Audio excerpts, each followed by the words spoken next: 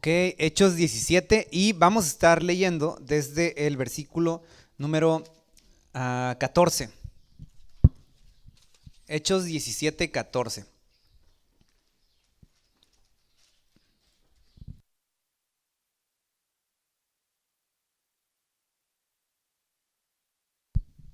Muy bien, ¿estamos ahí? Vale. Entonces vamos a leer cómo es que llegamos aquí a este pasaje. Recordemos que en Hechos 17 se nos cuenta cómo Pablo tuvo oposición al predicar el Evangelio, pero aquí en Hechos 17, 15 él va huyendo, ¿verdad? Y llega así a la ciudad de Atenas. Entonces si tienes tu Biblia, Hechos 17, 15.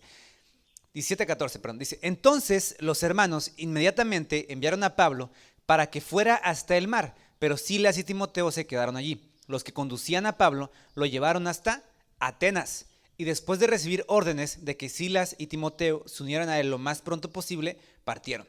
16. Mientras Pablo los esperaba en Atenas, su espíritu enardecía dentro de él al contemplar la ciudad llena de ídolos. Así que discutía en la sinagoga con los judíos y con los gentiles temerosos de Dios, y diariamente en la plaza con los que estuvieran presentes. También disputaban con él algunos de los filósofos epicúreos y estoicos. Y algunos decían, ¿qué quiere decir este palabrero? Y otros, parece ser un predicador de divinidades extrañas, porque les predicaba a Jesús y la resurrección. Lo tomaron y lo llevaron al Areópago, diciendo, ¿podemos saber qué es esta nueva enseñanza que proclamas? Porque te oímos decir cosas extrañas. Por tanto, queremos saber qué significan. Pues todos los atenienses y los extranjeros de visita allí no pasaban el tiempo en otra cosa, sino en decir o oír algo nuevo. Entonces Pablo, poniéndose de pie en medio del Areópago, dijo, varones atenienses, percibo que sois muy religiosos en todo sentido, porque mientras pasaba y observaba los objetos de vuestra adoración, hallé también un altar con esta inscripción, al Dios desconocido.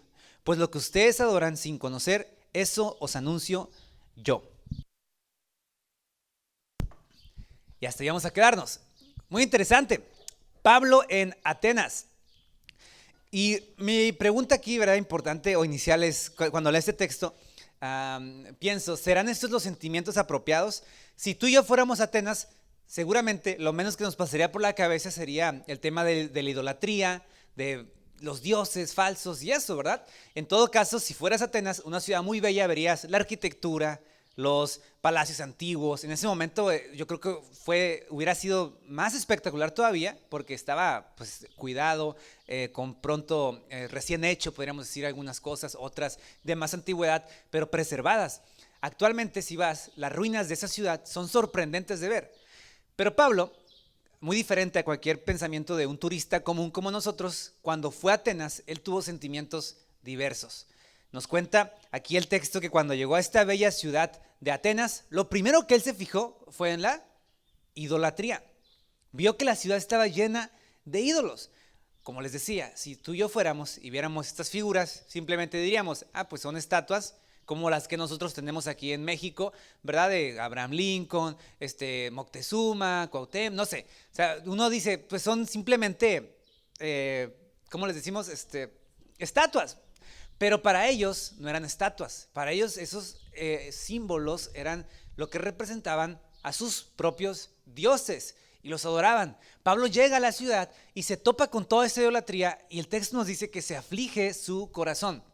Atenas era tan idólatra que hasta el mismo nombre de Atenas estaba dado en nombre de la diosa Atenea. Entonces ellos eran tan devotos a Atenea que dijeron, vamos a hacerle una ciudad que lleve su nombre. Y así es como Pablo llega aquí a este lugar que no era una ciudad más como las que había visitado. Atenas era en ese momento un centro cultural del Imperio Romano, era el crisol filosófico, era la casa de filósofos tan famosos que seguramente hemos escuchado como Sócrates, Platón, Aristóteles también desarrolló ahí su enseñanza. Era un lugar importante y no únicamente para la filosofía, para la música, para el arte, para la literatura. Era realmente un crisol cultural, era una ciudad, a nuestros ojos actual, una ciudad universitaria, llena de gente educada. Y Pablo comienza entonces ahí a predicar, su corazón enardece, pero en lugar de agarrar un martillo y ponerse a romper los ídolos, ¿verdad? Como podríamos pensar, o a hacer un escándalo, idólatras. O sea, Pablo cumple su ministerio que es predicar. Y él va a 3 lugares, nos dice el texto, a predicar. El primer lugar es el que ya conocemos todos, la sinagoga. En la sinagoga él se dirige a judíos y a griegos temerosos de Dios y les predica desde la escritura que Jesús es el Mesías. Pero Pablo no se limita únicamente con ir a predicar a lo que podríamos decir el lugar de congregación o la iglesia. Pablo dice, yo también voy a predicar afuera de la iglesia. Y Pablo va entonces al ágora. El ágora en griego significa plaza pública, la calle, el centro de una ciudad, el mercado.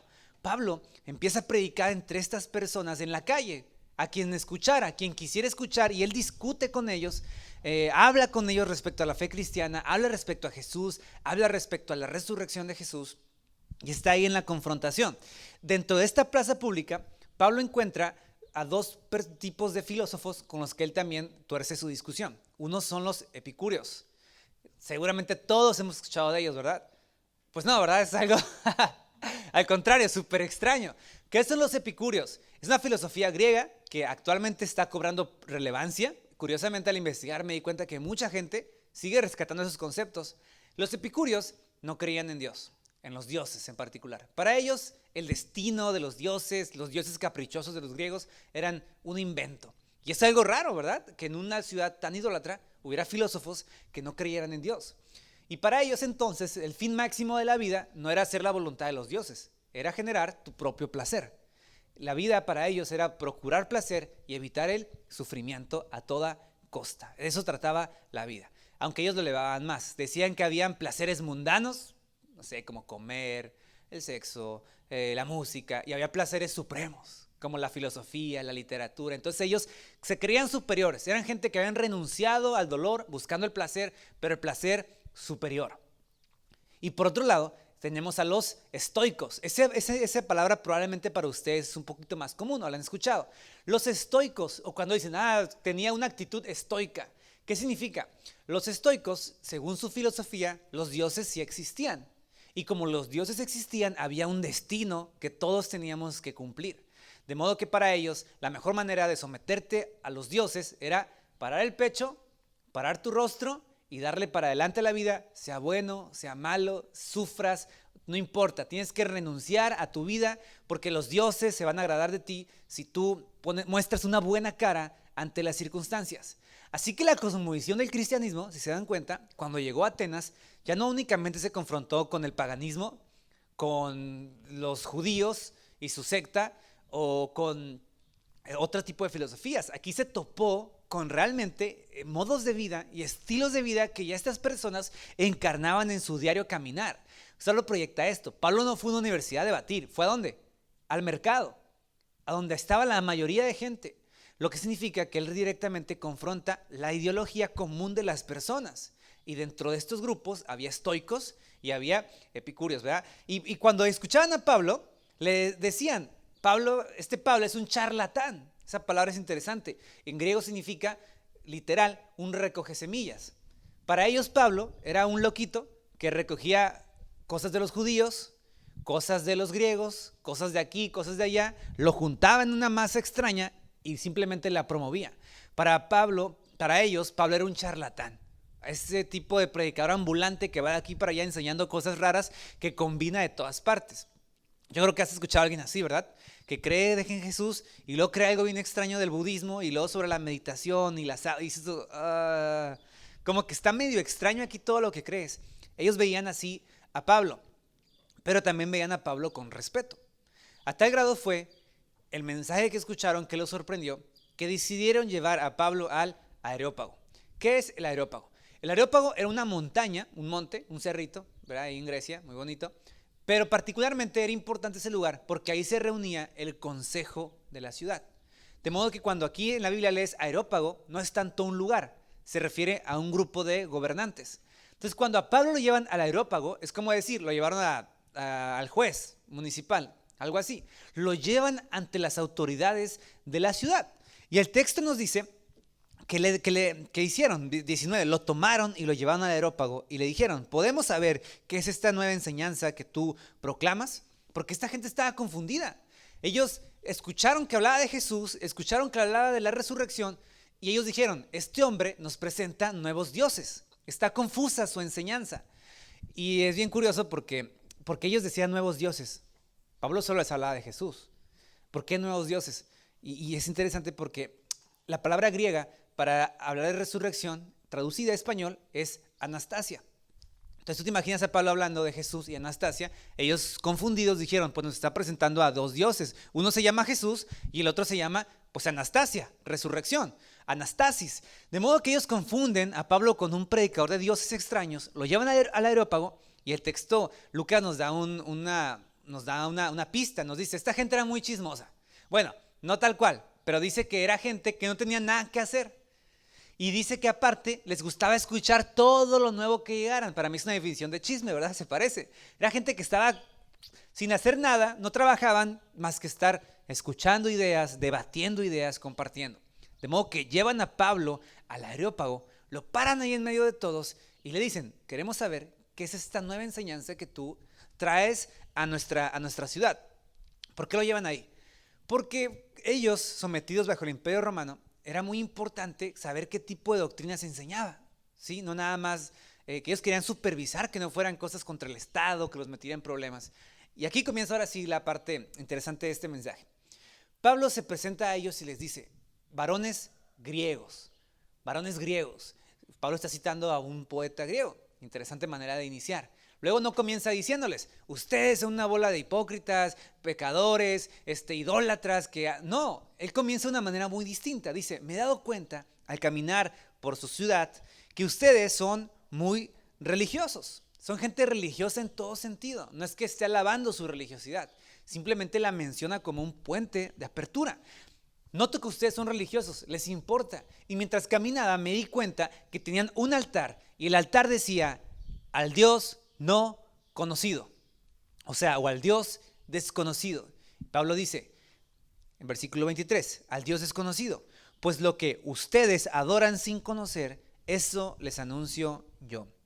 Es interesante que Pablo no diga al que a ustedes adoran sin conocer, él dice lo que ustedes adoran. O sea, Pablo va a presentarles la idea de un Dios desconocido para ellos. No significa que ellos realmente adoraban a Dios, ¿sí? Simplemente ellos fíjense, tenían tantos dioses que hasta se les había ocurrido poner uno que decía, pues al Dios de la lluvia, y al Dios de la guerra y al Dios que no conocemos también haz de un altar. Ahí está. O sea, a ese grado llegaba esta gente su adoración. Pero Pablo aprovecha esa ventana porque dice, ok, ellos reconocen dos cosas, que hay un Dios que ellos no conocen y en segundo, que ellos reconocen su ignorancia. Están diciendo, puede que haya un Dios que nosotros no conocemos y lo dejaron ahí abierto. Pablo entonces aprovecha esa ventana y les comienza a hablar respecto, ahora sí, a Dios. Versículo 24. Y aquí vamos a ir leyendo algunos versículos y desglosando qué enseñanza tiene para nosotros. ¿Lo tienes ahí? Versículo 24. Dice, el Dios que hizo el mundo y todo lo que en él hay, puesto que es el Señor del cielo y de la tierra, Él no mora en templos hechos por manos de hombres, ni es servido por manos humanas como si necesitara de algo.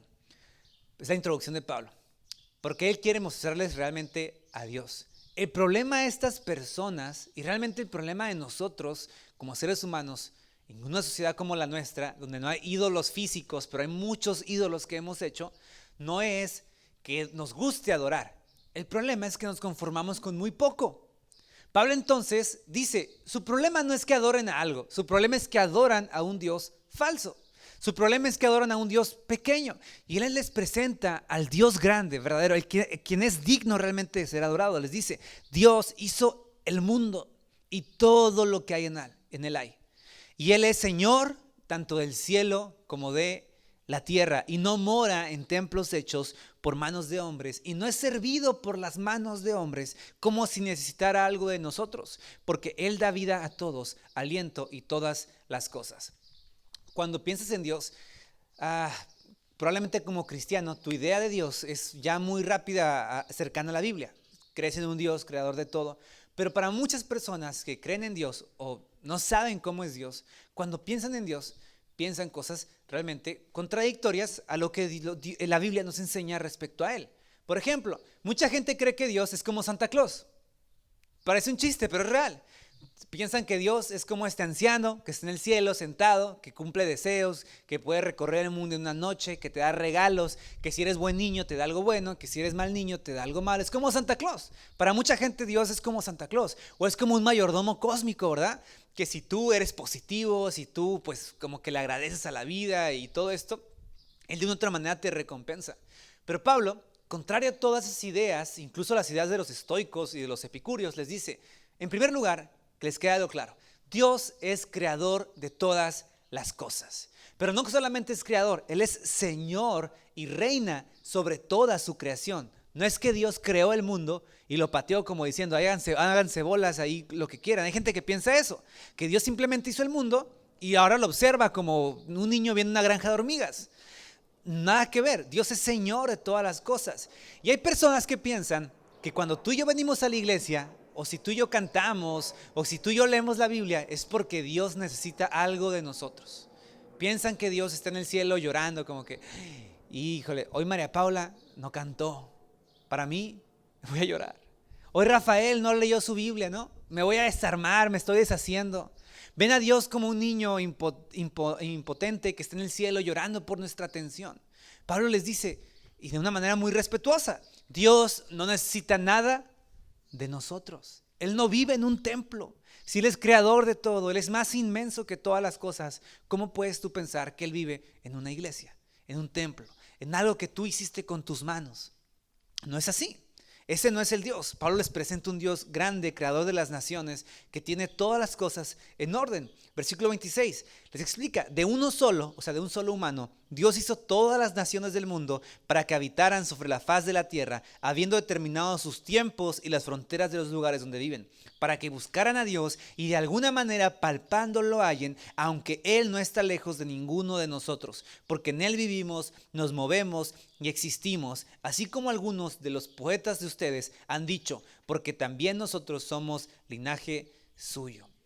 Entonces Pablo, vean cómo va profundizando. Primero les presenta un Dios grande y luego les dice, ustedes griegos, voy a interpretar aquí, se creen la nata de la raza humana. Los griegos dividían el mundo en dos grandes grupos, los griegos y los bárbaros.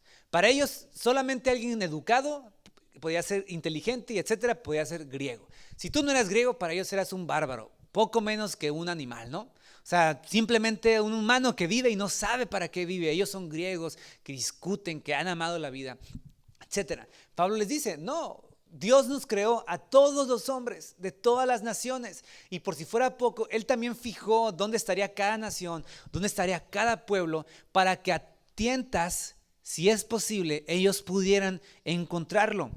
Y esa es una realidad. La Biblia nos presenta, en Romanos 1:20 nos dice que desde la creación del mundo, Dios reveló su eterno poder y su deidad, de modo que nadie tiene excusa. La creación misma nos muestra a Dios. Las cosas que están a nuestro alrededor, nuestra inteligencia, nuestro mismo ser, nos muestra que existe un creador. Y Pablo cita a dos poetas griegos. Primero les dice, porque en Él vivimos, nos movemos y existimos. Está citando un poeta griego. Y luego les dice, como otros sus poetas ha dicho, somos descendencia de Él. Es interesante porque Pablo nos muestra cómo nosotros podemos realmente acercarnos a evangelizar a una persona. Cómo podemos hablarle a alguien respecto a Jesús. Si se dan cuenta, aquí Pablo no ha mencionado nada todavía respecto al pecado. No ha mencionado nada respecto a Jesús, la crucifixión, la resurrección. Él simplemente está llevándolos, lógicamente, a pensar en Dios. Es su primer paso. Él está pre-evangelizando. Él está allanando el camino. Y mucho de eso es el trabajo de cuando predicamos el evangelio. A veces queremos llegar con la gente rápido a decirle, eres un pecador, estás mal, Jesús murió por ti, arrepiéntete o te hacía al infierno.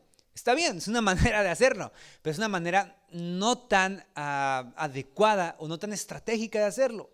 Pablo les está presentando hasta con sus propios poetas que él y su manera de pensar tiene sentido, que Dios es creador de las cosas, que Dios está en control, que Él no es un Dios lejano, sino que está cercano a nosotros y que el ser humano que realmente quiera encontrarlo, lo puede encontrar.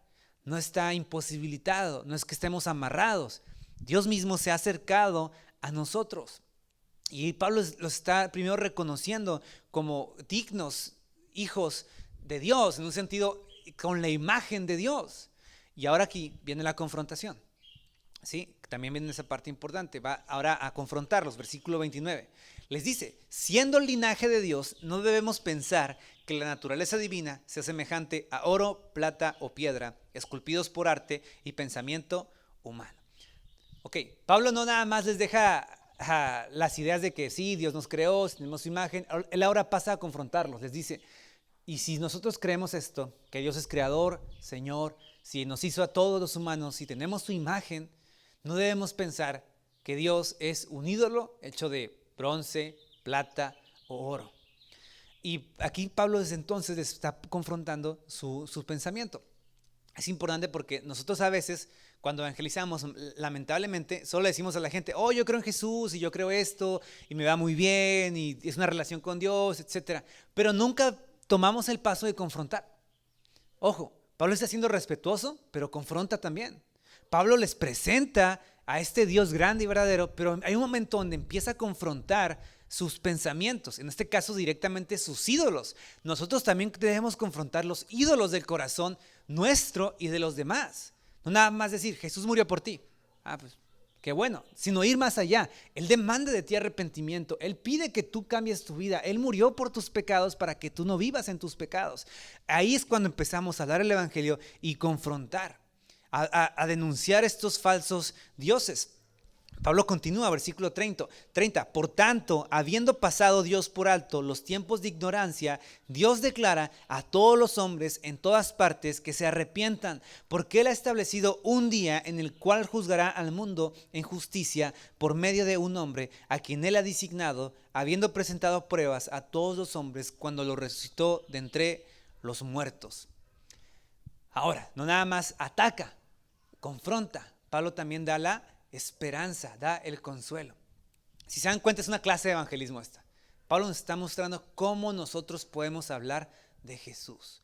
Primero, él empieza siendo respetuoso, ya lo vimos, crea puntos en común, es importante, los confronta con respeto, pero también les da una invitación al arrepentimiento y a la relación con Jesús. Él les dice, es cierto, ustedes han pecado, pero Dios ha pasado por alto ese pecado y ahora les da la oportunidad de acercarse a Él, les da la oportunidad de que ustedes se arrepientan, de que ustedes cambien. ¿Por qué? Porque va a haber un día donde Dios va a juzgar a este mundo. Va a haber un día donde el que a Él ha preparado para juzgar vendrá. Otra vez, Pablo aquí no está hablando, no ha mencionado la palabra Jesús, pero sabemos que está hablando de Jesús. ¿Y cuál fue la reacción? ¿Qué pasó después de que Pablo predicara esto? El versículo 32. Dice, cuando oyeron de la resurrección de los muertos, algunos se burlaban. Otros dijeron, lo escucharemos otra vez acerca de esto.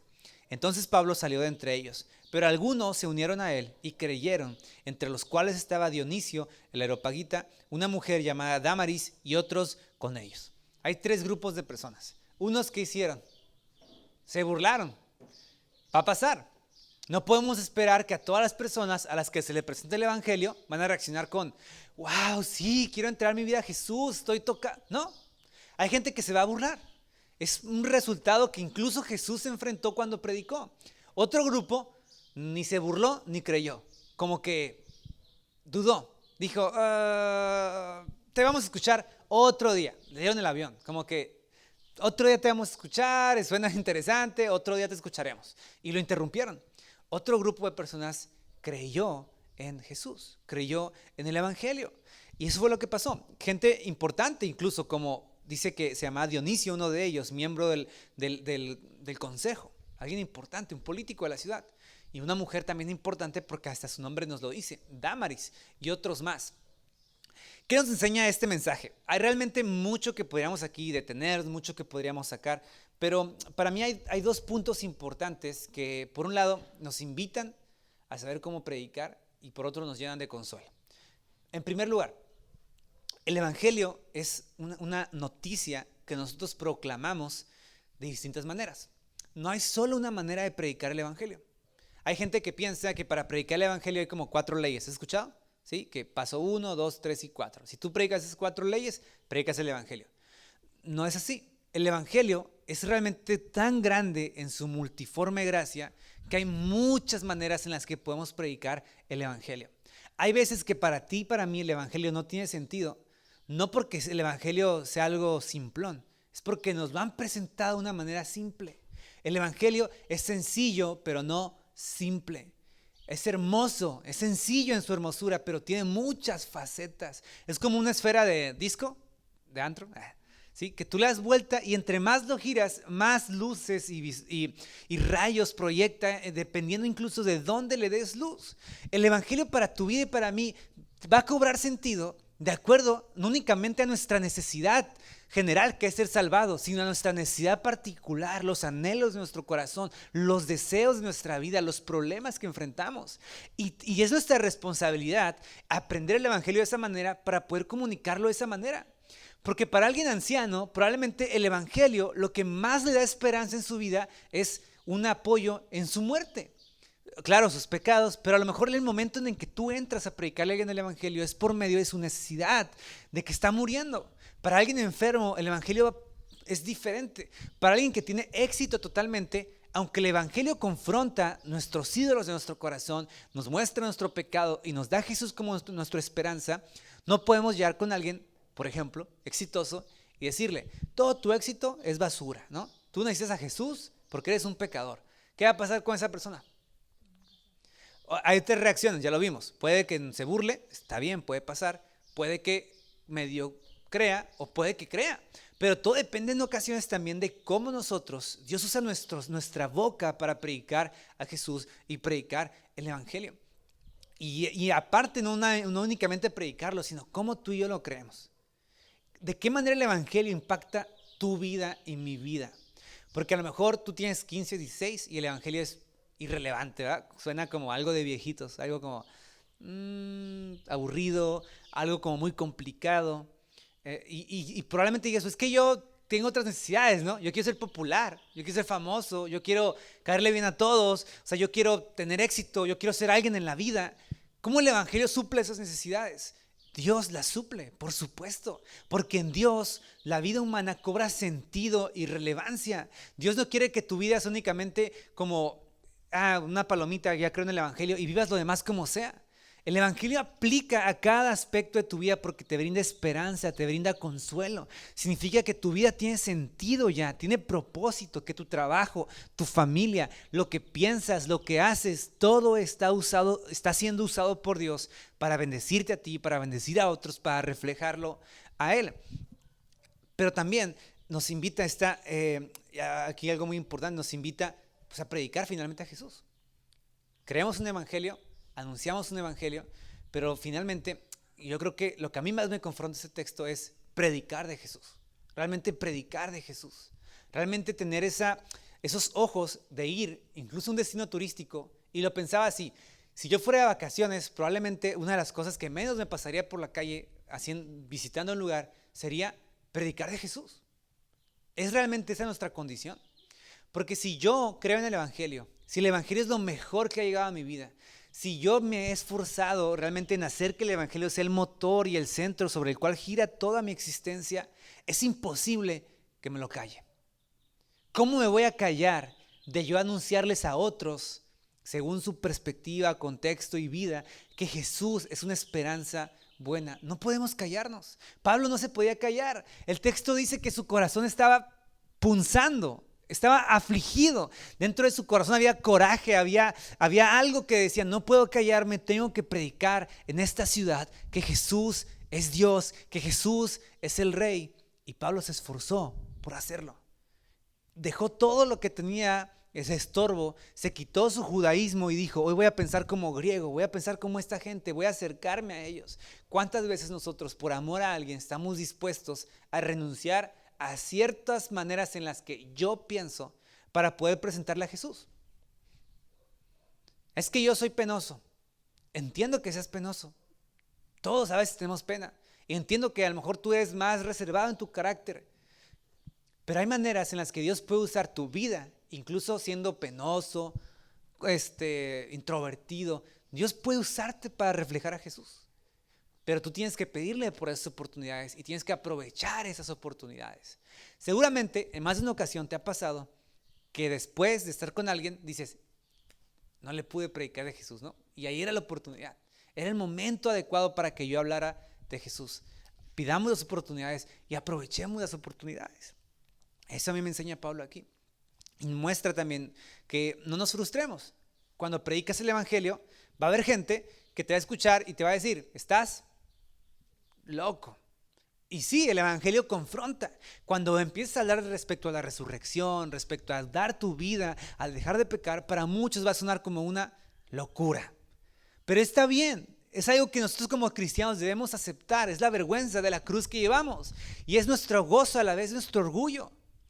Otros van a dudar y es nuestra responsabilidad orar por ellos y seguir predicándoles de Jesús. Y otros van a creer en el evangelio. Así que seguramente tú y yo tenemos gente que amamos, amigos, familiares que no creen en Jesús, o que tú no estás seguro si están en Jesús. Usa lo que Dios te ha dado, porque Él te ha dado su espíritu, Él te ha hecho su hijo.